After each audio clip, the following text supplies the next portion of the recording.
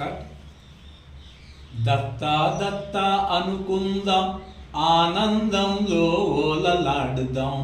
అంటే ఆత్మలోనే ఆనందం ఉన్నది, కానీ 14 భువనాల్లో ఎక్కడా ఆనందం లేదు. దత్తస్వామి అంటే అందరి హృదయాలు ఉన్న అంతర్యామి. దిగంబర అంటే దేహాత్మ భావన వదిలినవాడు జ్ఞాని. కాబట్టి గురువుని కోరవలసిందేంటి? అష్టైశ్వర్యం కాదు, అణిమాది అష్టసిద్ధులు కాదు, జ్ఞానాన్ని కోరుకోవాలి.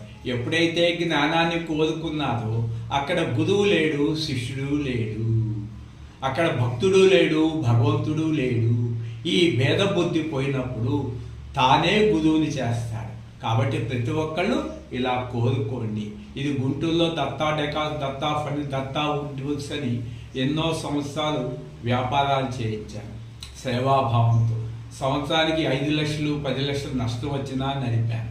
ఇప్పుడు ఒక్క పైసా లేదు. ఎందుకంటే నేను జ్ఞానాన్ని, నా నుంచి భూమి పుట్టింది, నా నుంచి సముద్రాలు పుట్టాయి, నా నుంచి సూర్యుడు పుట్టాడు. కానీ నేను భూమిలో లేను, సముద్రాల్లో లేను, సూర్యుడిలో లేను.